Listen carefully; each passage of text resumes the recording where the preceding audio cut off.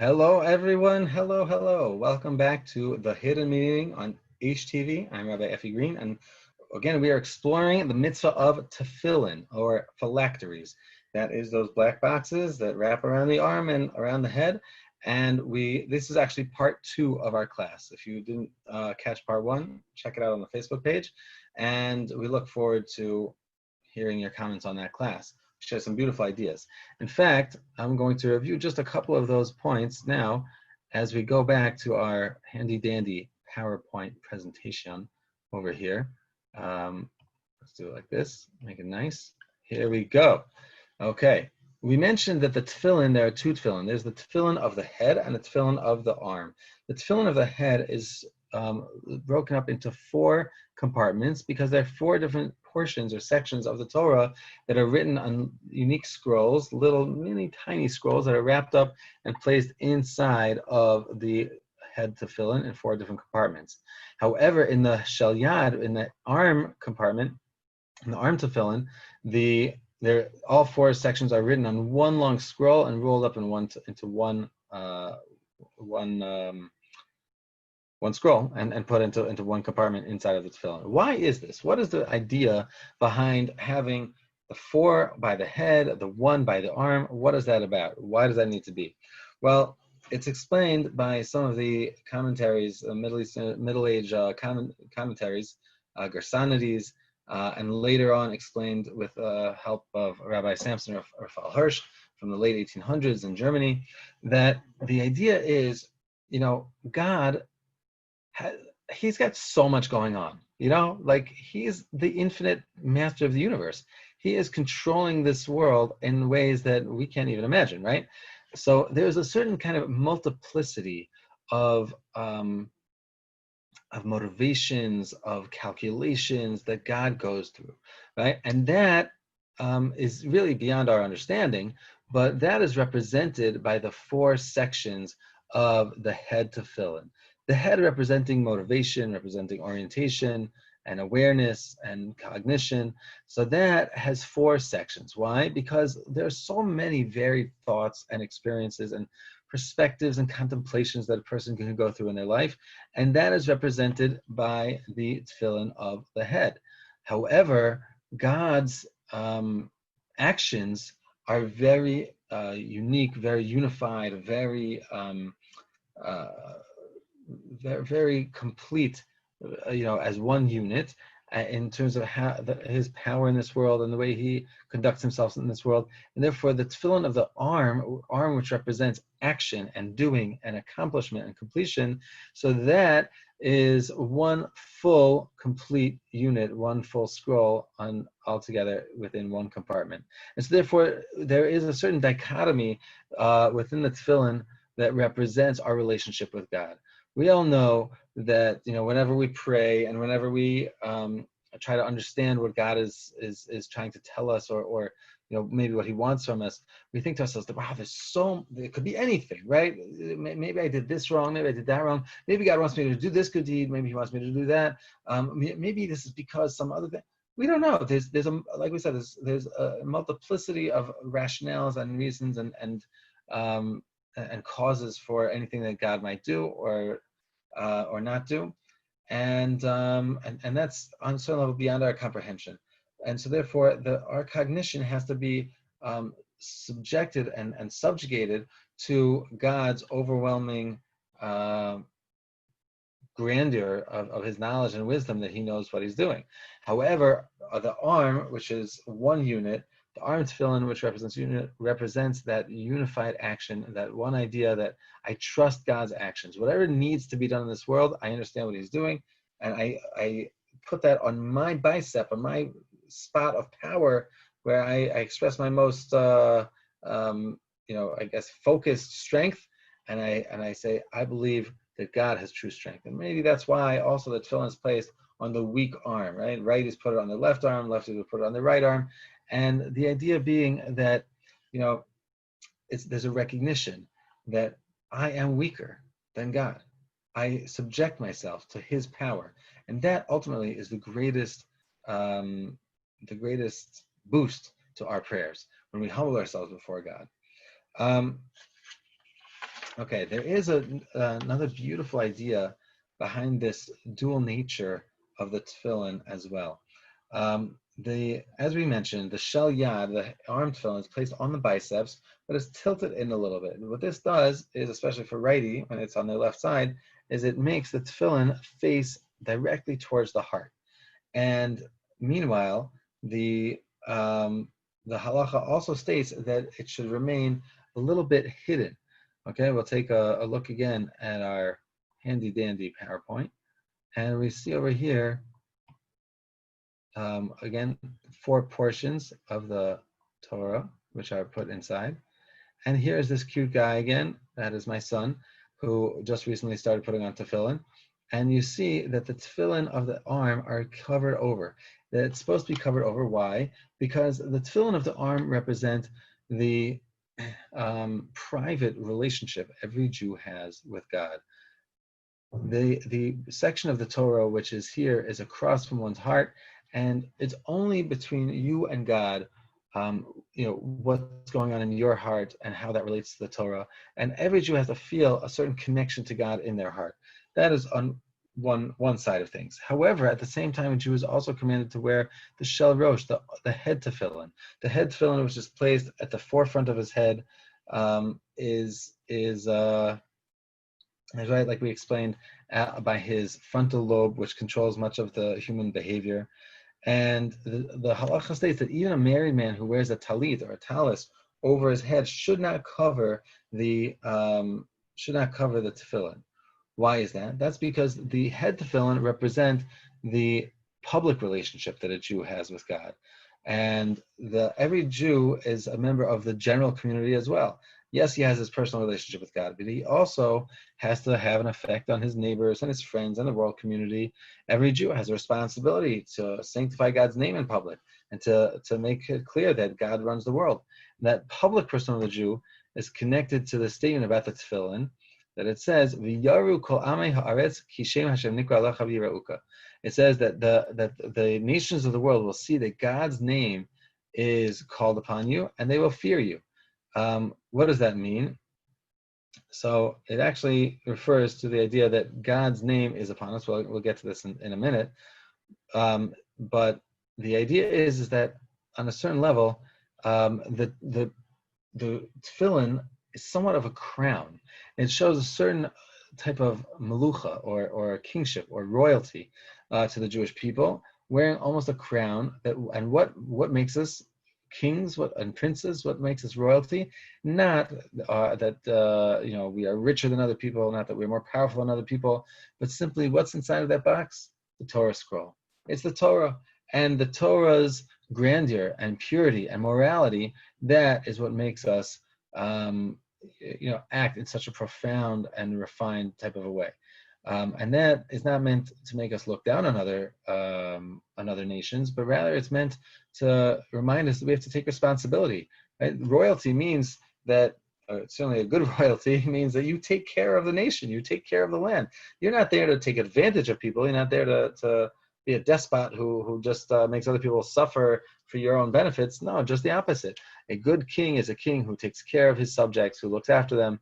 And the royalty component of being part of the Jewish nation is not there to say that we're better, God forbid, than any other part of the world, but rather that we have to take a greater sense of responsibility. Because we are close to God, that means we know how much He loves every human being and every creature, and it's our responsibility to help Him to take care of this world.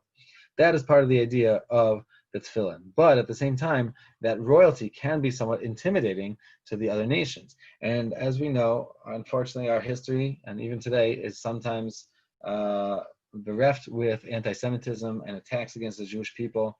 There is a story about the Vilna Gaon, the genius from Vilna, lived in the 1800s, who was traveling. He used to travel throughout Europe in order to experience different communities and teach. And he was really also exiling himself. And the Vilna Gaon came to a certain town, and the people in the town, some of the ruffians, some of the lowlifes, they wanted to take advantage of this Jew. So they brought this Jew into. They said they saw him in his tallis and his prayer shawl, and they saw him with his books studying, and they said, "Oh, this Jew, we're gonna get him." and they schlepped him into a court, and they made up some claim, and they said this Jew owes us, 1,000 rubles, some large amount, and they wanted to see him get thrown into jail, and they wanted to take away his books and sell them, and extract as much money as they could from him. And the judge says to them, Jew, tell me, is this true? And the Vilna Gaon had been wearing his talis very low, and he pulled back his talis a little bit, and the shel rosh, the head tefillin, began to show. And the king, the judge in the story, the judge was very intimidated. He was very shocked, and he stood back, and he let the Vilna Gaon go. He sent him free because he said, I don't know what that is, but such people, we don't want to have to make an issue with such people. Okay, what does it mean that God's name is on the Jewish people due to the tefillin? What does that mean? Well, literally, quite literally, if you look at the shapes of the boxes and the knots that are in the tefillin, you see that God's name is literally on a person who is wearing tefillin. The box of the head tefillin has the letter Shin on it. Shin. The knot on the back of the head tefillin has is tied in the shape of a daled, and the knot on a hand on the arm tefillin is is tied in a way which forms the letter Yud. That spells out the name Sha Da Yi, which is God's name, Shaddai. As the commentators explain, why is he called that? Because he told the world, "Die, it's enough." When he created the world, he created boundaries and borders. The ocean doesn't overflow and flood the earth. God created everything in perfect balance and perfect harmony, and so therefore that's one of the names of God. And these letters appear, as you see before you, on the boxes of tefillin and in the straps. There are different customs as to how to wrap the tefillin between different either Ashkenazi Jews or Sephardi Jews wrap in different ways that also create some of the shapes of the letters. The idea being that a Jew who wears the tefillin literally has God's name on him. There is a beautiful explanation about this idea that I heard from Rabbi Moshe Shapiro. He should rest in peace. He was a great righteous man here in Jerusalem from several years ago, and he explained that it's fascinating that no other commandment actually puts God's name upon us. So he explained that the word tefillin comes from the word pilel. Tefillin, filel. And he explained that this comes from the verse when Jacob is reunited with his son Joseph. Jacob was our third forefather. He had 12 sons. His 11th son Joseph went missing in Egypt for about 20 years. He was his favorite son, and he missed him so much. He was heartbroken that he wasn't around. Finally, after 20 years, they are reunited. Jacob thought he was dead. They are reunited, and what does Jacob say to him? He says, "Ra'o fanecha lo filata." He says, "I never could have imagined that I would see your face again." And what does that mean? It means that this was not the plan. This was not expected. And Palila, that language of Palila, represents the idea of expectation, planning, and therefore when we pray, which is also tefillin, tefillah, they are related in their linguistic root. So it refers to the idea that one lays out one's life plans before God when he prays. He sets the plan for his life. That's what praying is all about. And tefillin, wearing the tefillin as well, set a plan for life. By putting the tefillin on the body, it declares God's name upon his body, upon his life. His very existence is a manifestation of godliness in this world. On a certain level, this is like when a person would dedicate an animal to the temple in the old days. He would say, this animal is going to belong to God. Once he does that, it's going to be designated as a sacrifice. That animal is holy. You cannot touch it. You can't use it for work. You can't just slaughter it and eat it. No, it has to go to be a sacrifice. And on a certain level, that's what's happening every time a Jew puts on tefillin, where he declares himself as I belong to God. God's name is upon me. I have to live a life of morality and purity and holiness. The one of the Kabbalistic books, the Reishis Chachma, writes that there are 21 expressions of God's name in each of the tefillin. The verses inside of the parchment contains, 21 expressions of God's name. 21 is the same numerical value of message that God told Moses when he was telling him that he's going to redeem the Jewish people from Egypt. What's the story? The scene, we all know about the burning bush. Moses sees the burning bush. It's not being consumed. What's going on over here? God speaks to him from the bush. And he says, I want you to go and take the Jewish people out of Egypt. And Moses says, me? I have a lip, and you really expect me to take the Jewish people out of Egypt? How could that possibly be? What does God do? God says, I will be with you. And Moses is still a little questioning. And God says, I will be that which I will be. Ehyeh asher ehyeh. I will be that which I will be. The numerical value of the word ehyeh, I will be, is equal to 21. And when we put those two together, God's name of I will be that which I will be, that declaration that God made to Moses, that I will be with the Jewish people, I'll be there to take them out of Egypt, and I'll be there to see them through other exiles, I will be there to see them into the land of Israel. God's promise, I will always be with the Jewish people, is reflected back when we wear the tefillin with 21 names of God in each tefillin, the 21 and the 21, representing that we are saying to God, God, we will always be with you as well.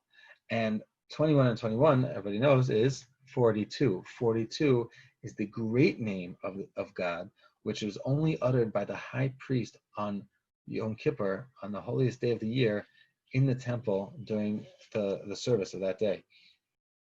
And so therefore, these Kabbalistic ideas behind, the idea of having God's name upon us, he says, causes God to feel almost in a sense of gratitude or excitement over us, and he declares to the creatures of the world, when a Jewish man is wearing tefillin, give honor to the image of the king. The image of the king. We see that the tefillin label us with God's name and identify us in our unique role, almost as the kings of creation, the peak, the pinnacle of creation, human beings being greater than the rest of the creatures on earth. And sure enough, what is our crown? The tefillin themselves. There's another component of the tefillin which denotes a different, somewhat more intimate type of a relationship. When a person wraps the tefillin around his hand, so, it has somewhat of a familiar symbol, right? We see here some pictures of a wedding. When a person puts a ring on his bride's hand, he is betrothing her. He is saying, you are so special to me. You are beloved to me. I don't want to lose you. I want to be committed to you for the rest of my life. And that's precisely what we are saying when we put on the tefillin. We are saying to God, we always want to be with you, just like you always will be with us. Till death do we part, to have and to hold forever and ever. And that's what you see over here, that the tefillin are wrapped around the arm. Over here you see a shin shape, and then they're wrapped around the middle finger as well. And when a person wraps it around the middle finger, the prayers tell us to recite a verse from Hosea, which states, you are betrothed to me forever. I betroth you with fidelity. While wrapping the tefillin around the hand and fingers, he is actually enacting a type of engagement with God. And we declare that we want to live with God forever. This act and its declaration engender a more loving, devoted type of relationship between the Jew and his Creator. It is not common for a man to betroth himself, but yet every day a Jew places a quote-unquote ring on his finger and declares himself committed to God. Especially if you can imagine the days when they wore the tefillin all day, this would be a constant relationship of fidelity, right? Just like a man wearing a wedding ring hopefully is keeping his eyes focused on his wife, so too a Jew wearing tefillin is keeping his eyes focused on God and not straying after alternative temptations. And this is representative of what Maimonides says when he says that a person should be passionately in love with God. Passionately. He says like lovesick, like somebody who has got a crush on somebody and can't stop thinking about them. That's the way we should feel about God. And this idea of the tefillin representing a love relationship, a betrothal between the Jewish people and God, is a beautiful explanation behind a fascinating but perplexing story in the Talmud. The Talmud tells us in tractate Shabbat. It tells us a fascinating story. The Talmud says that the law is that a person has to have a clean body, is to maintain a certain cleanliness of his body in order to wear the tefillin. And it says, like Rabbi Elisha, the owner of the wings. The owner of the wings, did he have wings? He didn't have wings, but he has a story about wings. What happened? The Talmud explains that Elisha was a rabbi who lived during the time of the Roman government's rule over the Holy Land. And they had declared that a Jew was not allowed to wear tefillin. Now, Elisha, being a righteous man, did not want to compromise on his religious practices and his commitment to God. So he was wearing tefillin out in public. He's walking one day, and a Roman guard sees him wearing the tefillin in public. He says, "Hey, Jew, what do you got over there?" Elisha quickly runs away. He rounds a corner, and he hides, and he takes off the tefillin, and he hides them behind his back. While he's hiding them behind his back, the guard catches up to him, and he says, "What do you have behind your back?" Elisha thinks to himself, and he says, "I have dove wings." Dove wings? Yes, dove wings. So the guard says, "Let me see." So Elisha pulls from behind his back a handful of dove wings. And he's got dove's wings in his hands. A miracle happened, and dove wings appeared to take the place of his tefillin. Now, he was set free, lived happily ever after, and was able to put on tefillin again. I guess they turned back. And I don't know. That the Talmud doesn't explain. It doesn't explain, the secret details behind the miracles. But the Talmud does want to know, why dove wings? Of all things, why didn't he say that he had dove wings behind his back? He could have said it was, some other sort of like, I don't know, household thing, something more common. Why dove wings? The Talmud answers because the Jewish people are compared to a dove.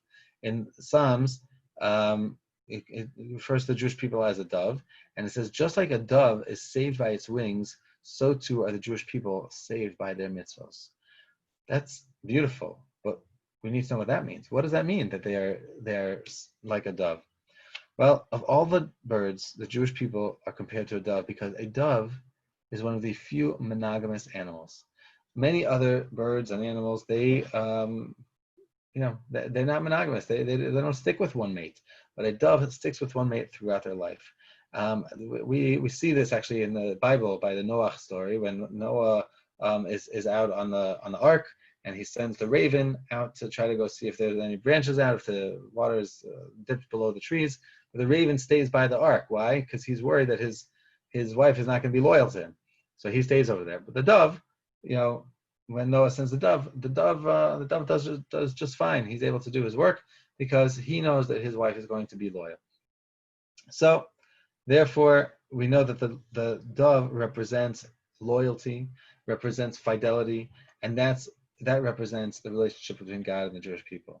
This unique relationship is also indicated by a beautiful section in the tractate Brachot that tells us that not only the Jewish people wear tefillin, but God himself wears tefillin, obviously, probably on some metaphoric level.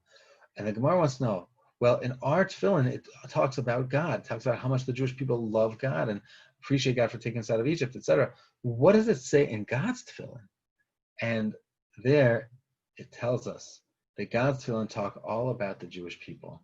Just like our tefillin say, Shema Yisrael Hashem Elokeinu Hashem Echad, there's only one true God. God's tefillin say, Mi ka'amcha Yisrael goy echad ba'aretz, who is like you, the Jewish people, a unique nation amongst the world. And so therefore, our tefillin remind us of God, God's tefillin remind him of us, and the relationship is a bond of eternity. And that is the beauty behind the tefillin. And not only that, but I'll just share one final idea that comes up.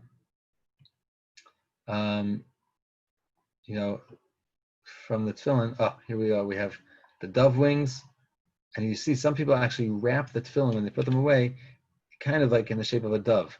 The body of the tefillin representing the body. The knot actually goes over here. You can't see it, but that represents kind of like the head, and then the straps are wrapped up on the side, representing the wings, obviously more folded up. But there's another beautiful idea as well, which I wanted to share, which is a beautiful article here on h.com that you can check out, which tells us that there's actually medical research which seems to indicate that wearing tefillin is actually good for your heart. So not only is it that it connects your body with your soul, it's actually making your body more healthy as well. I suggest everybody take on this, check out this article, share it with your friends, share the class with your friends, and I hope you enjoyed this insight into some of the deeper meanings of the tefillin, and maybe you'll connect, maybe you'll try to put on the tefillin yourself one of these days. Wish everyone a wonderful day. For any more comments, questions, any requests for topics that you'd like to hear, please share with us on the Facebook page, and looking forward to seeing you again at HTV. Have a wonderful day.